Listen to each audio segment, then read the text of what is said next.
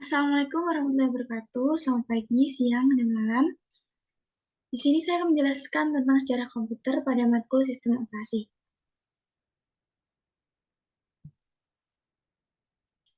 Oke, sebelumnya saya akan memperkenalkan diri. Perkenalkan, nama saya Lenti Mamuri, dengan NIM 2205-1214009 dari kelas Sistem Informasi kelas A. Masuk pada materi yang pertama. Di sini saya akan menjelaskan 3 poin, yaitu definisi komputer, perkembangan komputer era sebelum tahun 1940. Yang ketiga adalah perkembangan komputer setelah tahun 1940.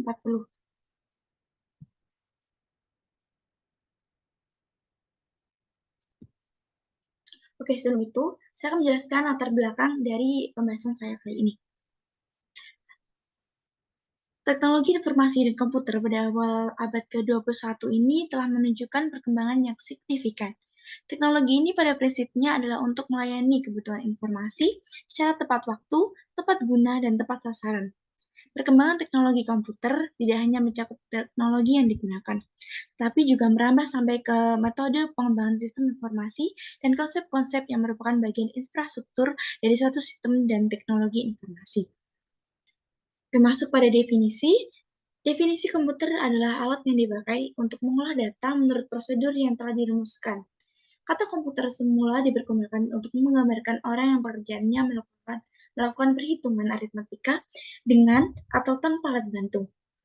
Tetapi, sering berjalannya waktu, komputer modern dipakai untuk banyak tugas yang tidak berhubungan dengan matematika.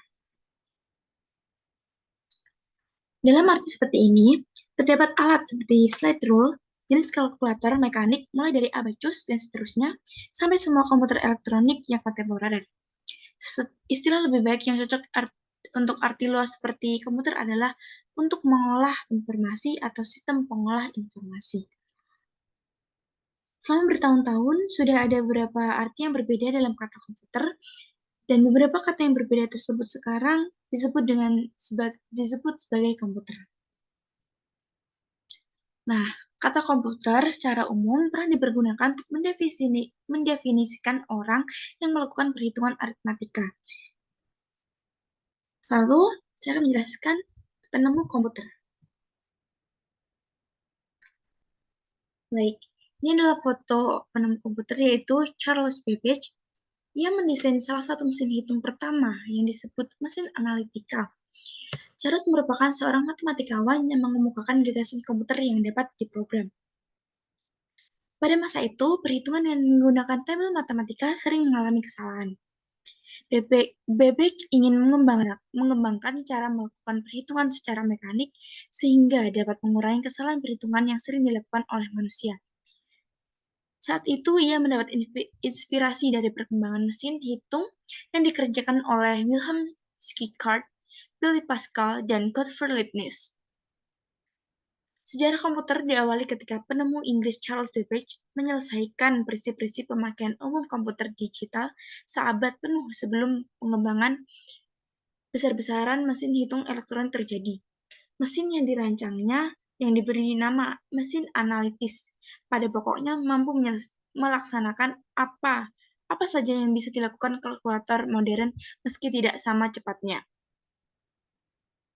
Sayangnya, berhubung teknologi abad ke-19 belumlah cukup maju, Babbage tidak sanggup meramukan konstruksi mesin analitis itu, selain memang tidak bisa memerlukan waktu dan biaya yang sangat besar. Sesudahnya, gagasan yang begitu cemerlang nyaris dilupakan orang.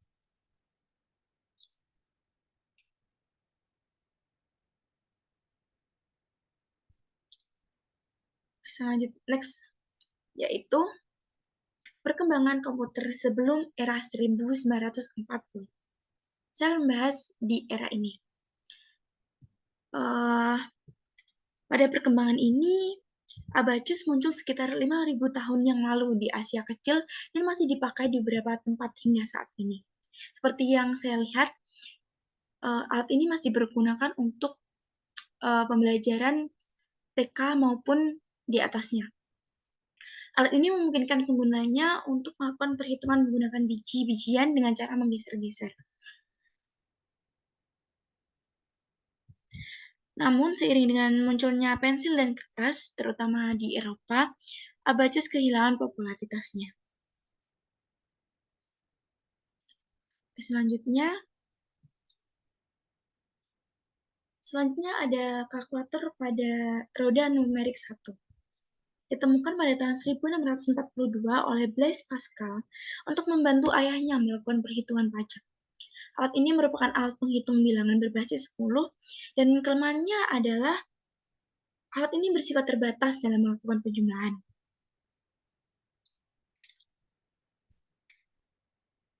Kotak persegi kuningan ini yang dinamakan Pascalin menggunakan 8 roda berputar bergerigi untuk menjumlahkan bilangan hingga 8 digit. Alat ini merupakan alat penghitung bilangan berbasis 10 yang saya jelaskan tadi. Dan untuk ini sudah berumur 18 tahun pada pembentukannya.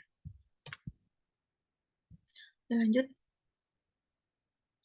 Selanjutnya adalah kalkulator roda numerik 2. Ditemukan pada tahun 1694 oleh Gottfried Wilhelm von Leibniz, memperbaiki mesin sebelumnya dengan kemampuan baru yaitu mengalihkan.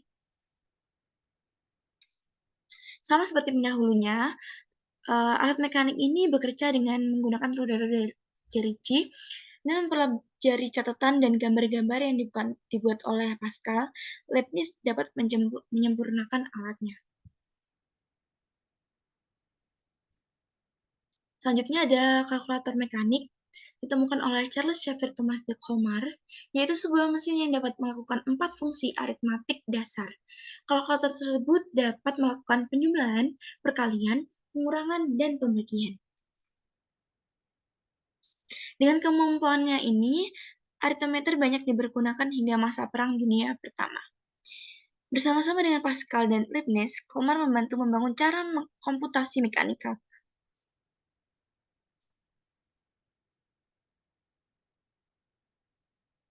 Nah, saat ini saya akan menjelaskan perkembangan komputer setelah era tahun 1940. Ini merupakan generasi pertama. Pada tahun 1941, Von membangun sebuah komputer segitiga untuk mendesain pesawat terbang dan peluru kendali. Nah, pihak sekutu juga membuat kemajuan lain dalam pengembangan kekuatan komputer pada tahun ini. Lalu pada tahun 1951, Univac 1 yang dibuat oleh Hamilton Grant menjadi komputer komersial pertama yang memanfaatkan model arsitektur namanya mendesain 8-byte dengan sebuah memori untuk menampung program atau data. Komputer generasi pertama dibuat secara spesifik untuk tugas tertentu. Ciri lain pada komputer pertama ialah penggunaan tube vacuum yang membuat komputer tersebut lebih besar silinder magnetik untuk penyimpan data.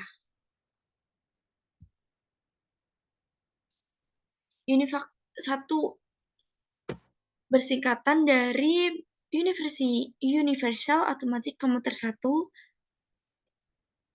Lalu untuk ENIAC merupakan Electronic Numerical Integrator and Computer yang dibuat kerjasama antara pemerintah Amerika Serikat dan University of Pennsylvania, terdiri dari 18.000 tabung, 70.000 resistor, dan 5 juta titik solder. Nah, di komputer generasi pertama dikarakteristik dengan fakta bahwa instruksi operasi dibuat secara spesifik untuk suatu tugas tertentu. Setiap komputer memiliki program kode biner yang berbeda, disebut dengan bahasa mesin. Hal ini menyebabkan komputer sulit untuk diprogram dan membatasi kecepatannya.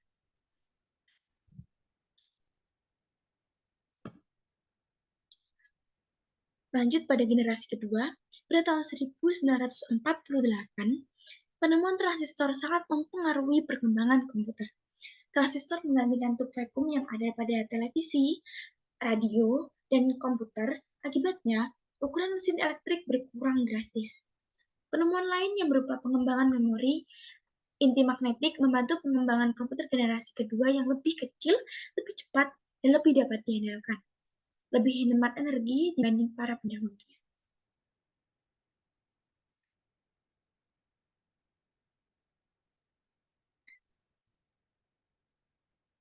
Nah, Program yang tersimpan dalam komputer dan bahasa pemrograman yang ada di dalamnya memberikan fleksibilitas pada komputer. Fleksibilitas ini meningkatkan kinerja dengan harga yang pantas bagi penggunaan bisnis. Dan konsep ini, komputer dapat mencetak faktur pembelian konsumen, menjalankan desain produk, dan menghitung daftar gaji.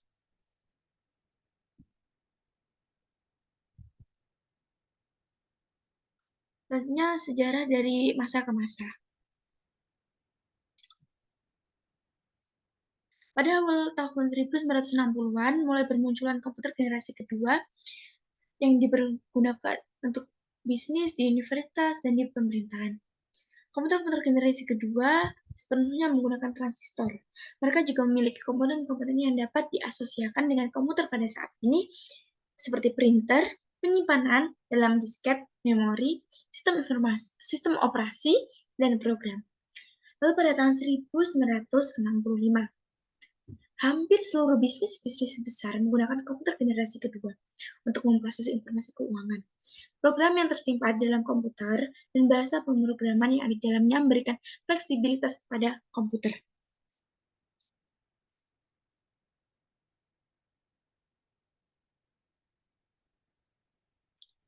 Lanjut pada bahasa program yang digunakan.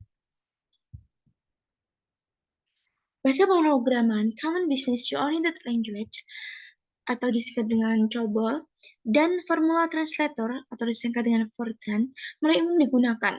Bahasa pemrograman ini menggantikan kode mesin yang rumit dengan kata-kata, kalimat, dan formula matematika yang lebih mudah dipahami oleh manusia. Hal ini memudahkan seorang untuk memprogram dan mengatur komputer.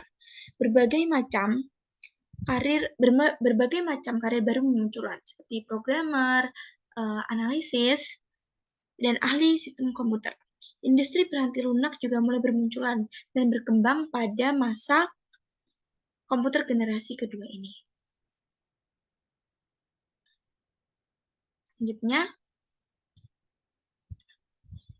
Selanjutnya yaitu generasi ketiga. Nah, generasi ketiga ini dibentuk oleh Jack Kilby, seorang insinyur di Texas Instruments, mengembangkan sirkuit terintegrasi IC di tahun 1958. IC mengkombinasikan 3 komponen elektronik dalam sebuah piringan silikon yang kecil yang terdiri dari pasir kuarsa. Para ilmuwan kemudian berhasil memasukkan lebih banyak komponen ke dalam suatu chip tunggal yang disebut dengan semikonduktor. Hasilnya, komputer menjadi semakin kecil karena komponen-komponen dapat dipadatkan dalam chip. Kemajuan komputer generasi ketiga lainnya adalah penggunaan sistem operasi yang memungkinkan mesin untuk menjalankan berbagai program yang berbeda secara serentak dan sebuah program utama yang berfungsi dengan memonitor dan mengkoordinasi memori komputer. Selanjutnya yaitu generasi keempat. Chip Intel 4004 yang dibuat pada tahun 1971 membawa kemajuan pada IC yang meletakkan seluruh komponen dari sebuah komputer seperti Central Processing Unit, memori, dan kendali input-output dalam sebuah chip yang sangat kecil. Sebelumnya, IC dibuat untuk mengerjakan suatu tugas tertentu yang spesifik. Sekarang, sebuah mikroprosesor dapat diproduksi dan kemudian diprogram untuk memenuhi seluruh kebutuhan yang diinginkan. Tidak lama kemudian, setiap perangkat rumah tangga seperti microwave oven, televisi, dan mobil dengan electronic fuel injection dilengkapi dengan mikroprosesor. Perkembangan yang demikian memungkinkan orang-orang biasa untuk menggunakan komputer. Komputer tidak lagi menjadi dominasi perusahaan-perusahaan besar atau lembaga pemerintah. Nah, selanjutnya, komputer melanjutkan evolusinya menuju ukuran yang lebih kecil dari komputer yang berada di atas meja menjadi komputer yang dapat dimasukkan ke dalam tas atau bahkan komputer yang dapat digenggam. Oke, selanjutnya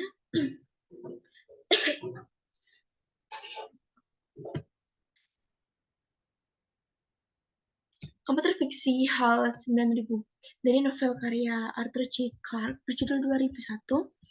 HAL menampilkan seluruh fungsi yang diinginkan dari sebuah komputer generasi kelima dengan kecerdasan buatan AI.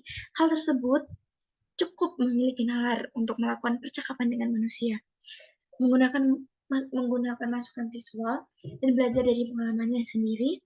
Beberapa komputer dapat menerima instruksi secara lisan maupun meniru nalar manusia. Kemampuan untuk menerjemahkan bahasa asing juga menjadi mungkin. Fasilitas ini tampak sederhana.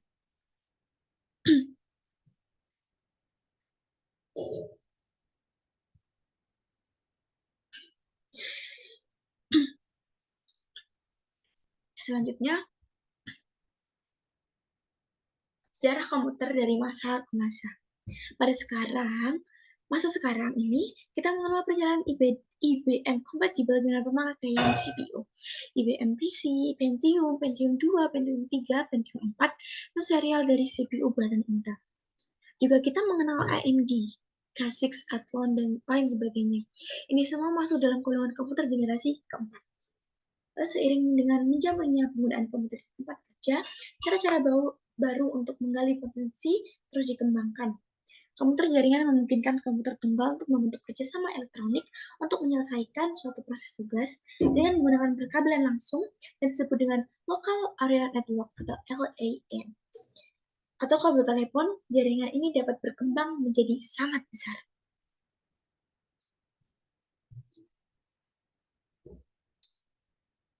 Banyak kemajuan di bidang desain komputer dan teknologi semakin memungkinkan pembuatan komputer generasi kelima.